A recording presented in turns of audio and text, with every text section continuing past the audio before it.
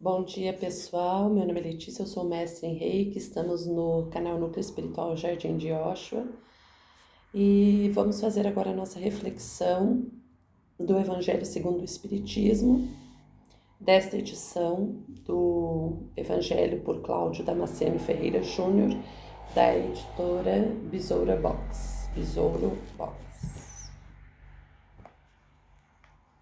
Capítulo 24. Não coloquem a candeia debaixo do alqueire. Item 4. É de causar estranheza ouvir Jesus dizer que não se deve colocar a luz debaixo do alqueire, enquanto que ele mesmo procurou encobrir constantemente. O sentido de suas palavras expondo seu pensamento sob uma forma figurada, que nem todos conseguiam compreender. Ele se explica ao dizer a seus apóstolos: eu falo ao povo por parábolas, porque não estão ainda em condições de entender certas coisas. Eles veem, olham, ouvem e não compreendem. Por enquanto, dizer-lhes tudo seria inútil, porém, digo a vocês, porque a vocês foi dado compreender esses mistérios. Ele procedia com o povo como se faz com as crianças, cujas ideias ainda não se desenvolveram. Dessa maneira, mostra o verdadeiro sentido de seu ensinamento. Não se deve colocar a candeia debaixo do alqueire, mas sobre o velador, a fim de que aqueles que entrem vejam a luz. Esse pensamento não significa que é preciso revelar precipitadamente todas as coisas. Todo ensinamento deve ser proporcional à inteligência de quem o recebe. Existem pessoas para as quais uma luz muito forte ofuscaria em vez de esclarecer. Bom, e aí dessa reflexão nós podemos tirar várias situações. Primeiro, cada pessoa está num estágio evolutivo dentro do seu processo reencarnatório.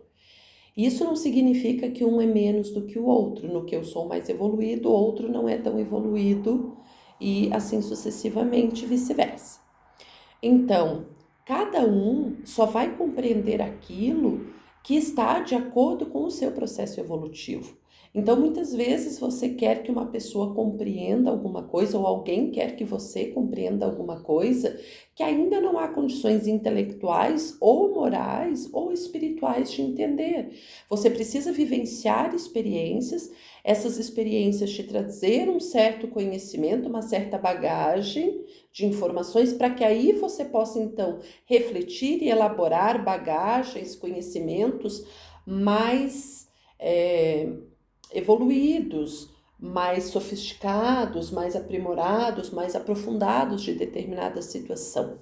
Com relação também à questão, muitas vezes, das nossas falhas, dos nossos defeitos, para os outros, às vezes, é muito fácil ver e identificar onde nós estamos errando, mas para nós ainda não é, porque a gente não percebe ainda como erro, ou a gente ainda não tem o conhecimento de que tem aquela falha, e talvez até conhecendo não tenha ainda os mecanismos, as formas de conseguir superar aquela dificuldade, modificar aquela má tendência.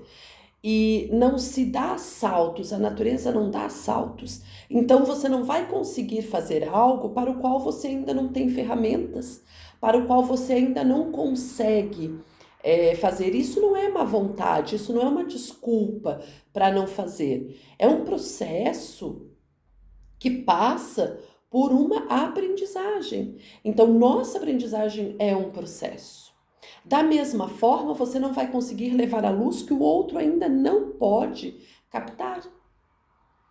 De defeitos, de qualidades, de necessidades, de entendimentos. Muitas vezes a gente pensa como a pessoa está vivendo determinada situação, mas ela ainda não tem a luz, o entendimento para compreender de uma forma diferente, fazer de uma forma diferente, estar numa situação diferente, estar num lugar diferente, não é? E aí a gente tem que compreender que cada um está onde tem que estar.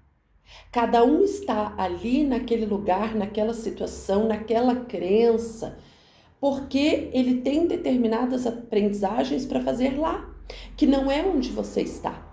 Portanto, nossas aprendizagens são individuais, nossos níveis de conhecimento de cada coisa são individuais, nossos Nossas percepções da realidade são individuais. Nossa caminhada é individual, por mais que a gente possa ajudar um ao outro, por mais que a gente possa auxiliar o outro na sua caminhada, na sua busca, colaborar, informar, aconselhar, a gente não pode decidir pelo outro, porque o outro vai ter que trilhar em bases firmes a sua consciência para que ele possa dar o próximo passo, evoluir naquele aspecto e se melhorar. Então faz parte da caridade compreender o estágio evolutivo de cada um, inclusive o nosso. E aceitar que naquele momento cada um só dá o que pode e, portanto, só há aquilo naquele momento, daquela situação, daquela tendência que é possível fornecer. Porque aí a gente passa respeitando o outro, aceitando o outro nas suas limitações, a conviver melhor, a entender. Eu não preciso viver daquela forma. Eu não preciso me adequar, mas se eu quero conviver com essa pessoa, se essa pessoa é cara, é importante para mim, mesmo que ela não seja, eu preciso respeitá-la, não é? Mesmo que eu não conviva, eu preciso compreender, aceitar que é o momento, o estágio dela.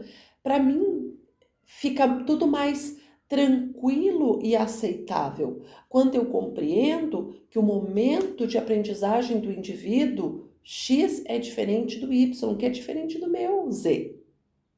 E que está tudo certo, é assim mesmo. A natureza não dá saltos, nós não vamos evoluir, subir uma escada inteira, são degraus, um por vez. Porque senão o tombo é grande. A gente querer fazer e ser quem a gente não consegue ser e não consegue, e o que a gente não consegue fazer, frustra a gente. Por quê? Porque nós não estamos ainda preparados para viver aquela situação daquela forma como a gente gostaria, porque nós ainda estamos a caminho até chegar no momento de aprender o tanto, o suficiente para concretizar daquela forma. Por isso, Jesus falava por parábolas, para tentar dar um entendimento, e cada um fazia a sua interpretação, e daí o porquê que muitas vezes a gente tem interpretações diferentes, mais ou menos limitadas, de acordo com o nosso grau de consciência, com o nosso grau de moralidade, com o nosso grau de intelectualidade, com o nosso grau de experiência, e compreender a partir disso que o outro tem uma vivência diferente e, portanto, um grau evolutivo diferente e o seu momento de aprendizagem. E aí, quando a gente consegue compreender isso, a gente consegue se respeitar e conviver mais harmonicamente, sem tantos embates, né? Sem tantos conflitos, sem tantas angústias, porque aí a gente percebe que estamos todos realmente a caminho, né? E naquilo que o outro é bom, talvez eu não seja. E que naquilo que eu sou bom, talvez o outro não seja, mas está tudo certo. E aí a gente percebe o porquê que nós vivemos coletivamente, apesar de termos uma evolução individual. Porque um ajuda o outro, um mostra para o outro formas diferentes de agir e de ser, que vai ajudando o outro a compreender, a aprender e a se melhorar, ok? Nós vamos trabalhar também os princípios do Reiki, do livro do Johnny DeCarli, Reiki Universal, da editora Butterfly. Para quem não conhece, o Johnny DeCarli é um mestre reikiano bastante conhecido no Brasil e fora do Brasil. São princípios do Reiki, não se zangue. Tudo por hoje, né? Não adianta ficar zangado, bravo, com alguém que te magoou, que te feriu, com alguma situação que não dê certo. A vida, ela é feita de etapas. Amanhã as coisas melhoram, semana que vem melhora. Quando você conseguir a solução, melhora. Procure resolver as coisas da forma mais harmônica possível, porque quando você se zanga, você baixa a tua vibração. E quando você baixa a tua vibração, você de alguma forma conecta com energias, vibrações inferiores que vão te tornar pior naquele momento a situação ou até o teu próprio bem-estar. Não se preocupe.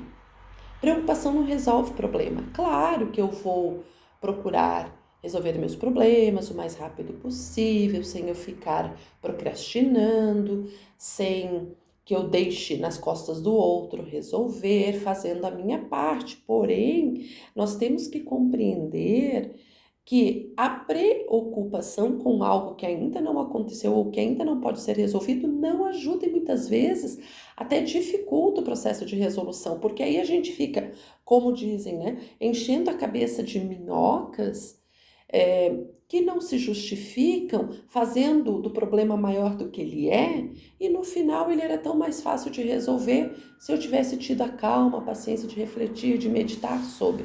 Meditar não é ficar uma hora lá, né, de mãozinha para cima, né, em determinada posição. Meditar é você deixar a mente silenciar para que você possa encontrar alternativas para o que você vivencia no teu dia a dia.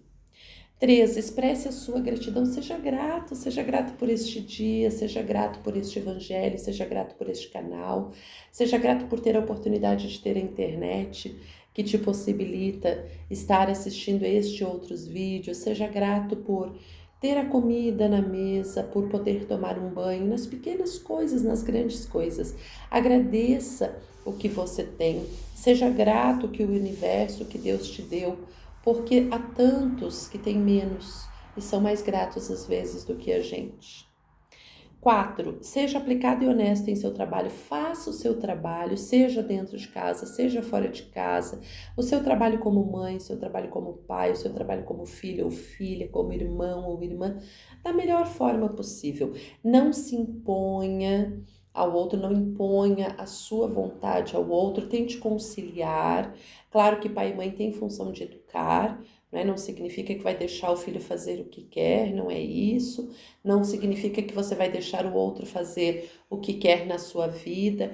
Porém, nem tudo é embate. Seja aplicado, seja honesto, faça as coisas com amor, com carinho, com respeito, porque aí você vai ver que a tua caminhada fica mais fácil e a caminhada do outro você torna mais fácil também. E seja gentil com os outros, seja amável, sorria. Para você, teu primeiro sorriso tem que ser para você. Teu primeiro bom dia tem que ser para você. Nem sempre a gente acorda bem, nem sempre a gente está bem. Nem sempre estamos bem-humorados, mas o outro não precisa pagar pelo que nós estamos passando. O outro, por mais que ele até seja culpado, você ficar fomentando e cutucando as situações não vai ajudar a resolver. Então senta, bate um papo, discute, coloca em pratos limpos as coisas, mas resolve. Seja gentil com a pessoa que trabalha com você, seja gentil com a pessoa que trabalha para você, seja gentil com o teu cliente, seja gentil, enfim, com a vida. Né? Aprenda a ser grato e aprenda a produzir gentilezas para que você receba gentilezas, e mesmo não recebendo, porque a tua educação não depende da dos outros. A tua atitude mostra sobre você e não sobre o outro. Então, aquilo que o outro ainda não reconhece, vamos lembrar do Evangelho, cada um está num estágio evolutivo. Talvez aquele ainda não tenha o grau de entendimento de como você é, de como deve agir em determinados aspectos, e você não está ali por acaso, você está ali para ensinar alguma lição para ele, para aprender alguma lição que seja de paciência com ele, não é? Aqui até diz a virtude, ela não é hereditária, né? Na página 45 ele tem várias mensagens, todo dia é um livro muito bom, gente, que eu recomendo ler, ele traz muita informação realmente, não só sobre o reiki, mas também, né, principalmente. A virtude ela não é hereditária, então a gente não adquire características nem de pai nem de mãe, a gente vai construindo e a gente não constrói só de ouvir falando, a gente constrói do exemplo, de ver o que os outros vão fazendo, tá? Então, este vídeo termina por aqui, deixe seu like se você quiser, curta o canal, compartilhe, se inscreva. Se quiser deixar para o Reiki à distância as iniciais do teu nome ou o teu nome completo, fique à vontade. Muito obrigada por estar aqui assistindo o canal, muito obrigada por estar compartilhando conosco essa oportunidade da reforma íntima, da reflexão, da melhoria de quem nós somos. Gratidão, namastê, até o próximo vídeo com a aplicação do Reiki à distância.